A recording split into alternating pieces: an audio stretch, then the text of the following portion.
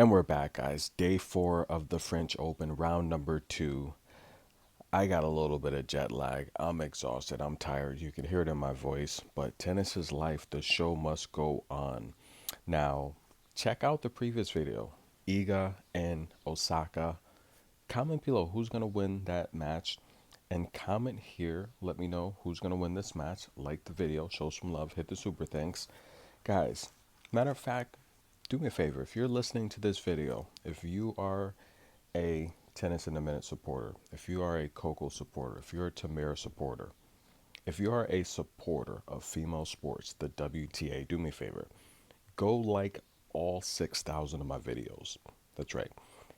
Go drop a heart, hit the super thanks, go like every single video I have. Go do that. Show some love, guys. That's what it's all about.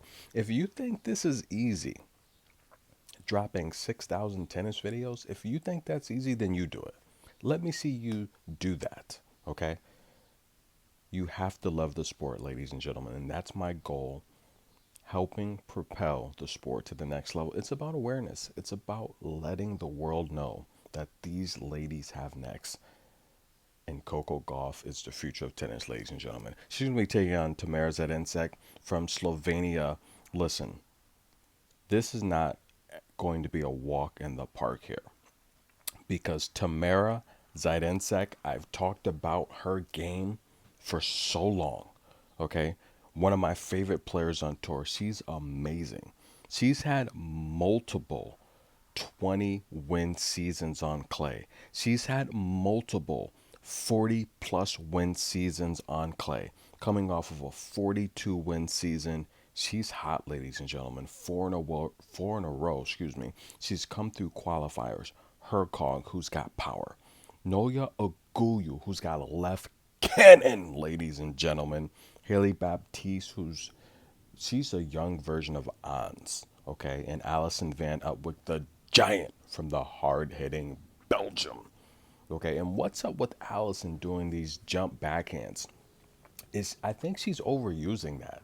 Like Allison, it's like NBA player going in for, or a baseball player trying to hit a home run every time at bat. You know, like an NBA player coming and trying to dunk it every time. Allison's overusing that jump backhand, and she's tall. What is up with that? She's using it every rally.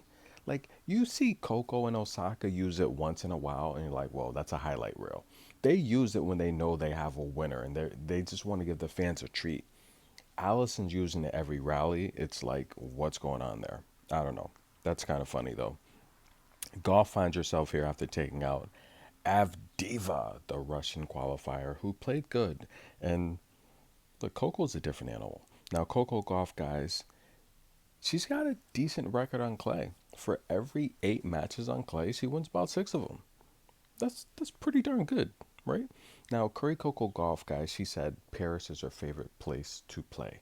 She's a junior French Open champion. She's a main tour finalist. We all know she lost to Iga Swiatek a couple years ago. Corey Coco Gauff is an amazing clay player. What scares me is the last time out, 96% of her first serves won. 23 for 24.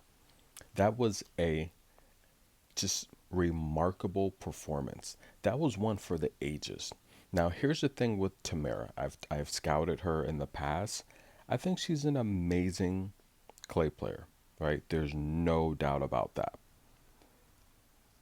But I think she struggles when you take her deep, when you extend her past the lines. That's where she struggles. And I've called matches in the past of how she's just not a threat behind that baseline, because I think she plays her best tennis inside the baseline. And you're going to find that, you know, with some of the shorter players, that's just the case. You know, this doesn't apply for all shorter players, but you'll find some of the shorter players, you know, that are around 5'5", 5'6". You'll find that, you know, the Jasmine Polinis, the Elizabetas of the world. Actually, Jasmine might be the exception, but the Elizabetas of the world, the Sarah Iranis of the world, the deeper you can push them back behind that baseline, the more success you're going to have if you're an aggressive baseliner like Coco. Coco's got an amazing deep backhand. She's the best defensive player on tour. And I think this is going to be a matchup here where you're going to see Coco kind of, she's going to exert her dominance over Tamara for a lot of this match. I do think Tamara's going to have the opportunity with the drop shot. Now, you saw when the match against Allison, she pulled out the drop shot, the taller baseliner. Coco's gonna have to serve well because that was the difference that kept Allison in that match. The third set was a runaway blowout. But the second set, and Allison was even competitive for the first set, getting a break, but I said that match would go under in the first set, and it did. It went big time under. Allison has a very strong first serve, which kind of kept her in the second set. Coco's gonna have to serve well because if Tamara gets looks at those second serves, then she can step in where she plays her strongest tennis. But Tamara's gonna have to go to the short ball because she's gonna have to get it. And I know it's tough because I played a video where Coco returned a drop shot from 8 feet behind the baseline.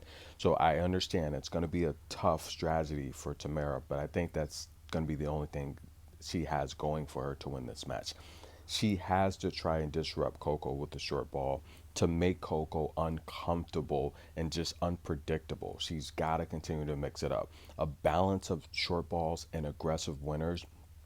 Tamara has to understand this is going to be the type of match where she's going to make mistakes.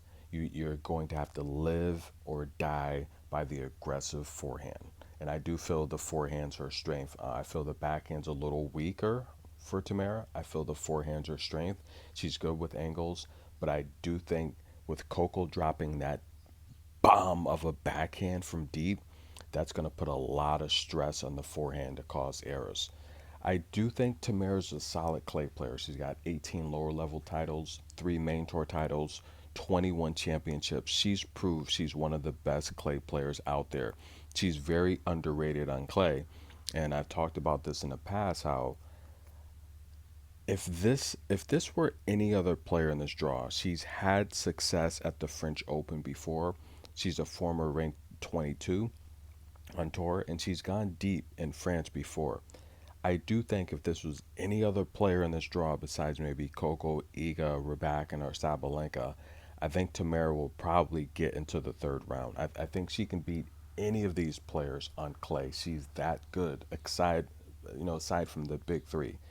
Tamara's got nearly 250 wins on clay, and I told you guys she's had multiple 40 plus win seasons on clay. She knows how to move, but the problem is Coco's deep backhand. I think it's going to keep Tamara in, it's just going to keep her in the uncomfortable position where Coco's going to be able to come forward, aside from Tamara returning drop shots, and win easy points. Factor in how well she served last match, she's going to back up Tamara and just back her up to where Coco's going to win this match. My pick is for Coco to win this match. Do you guys think Tamara has a chance? What do you think? Comment below. Now, if Coco went, now Coco, I said I'm going to give you a future. Here's a future pick. So this is going to be a 2 pick video. We're going to take Coco to win her quarter. Okay, right now that's minus 120 for Coco to win her quarter. So that's a pick. Iga's jumped up to minus 600. I think that's insane. The winner of this match will take on the winner of Wong and Yastremka. So I see Coco winning this match, and I see her possibly getting a rematch. I think Wong can beat Yastremka. I gave the pick. Go watch that video. If she plays Wong, I think she beats Wong very easily. If she plays Yastremska, I think that might be remember she played Yastremska, she was up like 5-love, and she let Yastremska back in the match. She plays Yastremska. I think it could be a little competitive because Yastremska has power. So she has power and she plays fast to where she's going to speed Coco up. That's what Iga does to Coco. She has power and she plays fast. It speeds Coco up.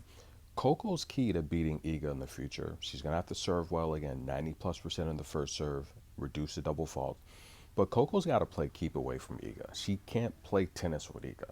She has to get aggressive and beat Iga. You have to go out there and beat Iga. You can't play tennis with Iga. You have to play keep away, okay? Iga hits the ball to you, you have to go down the opposite way and find a winner. Find ways to hit winners. And she's practicing. She said she's continuing to practice. She's working, and she feels she's getting better. And we know she's getting better. The last time they played, 6'4", 6'3", a 2-hour match. That's a power struggle, guys. That's a fight. That's not an easy match. A two hour match in straight sets, and you're not even over 20 service games. That's a fight. That's a battle. So yeah, but she's got to play keep away, and I think today's not going to be a situation where she's playing keep away from Tamara. It's just going to be a situation where she's just going to overpower Tamara. That's just what it's going to come down to. She's going to overpower her and over hustle her. And there you go. Coco Gauff wins. Tennis in a minute. We'll be back, guys.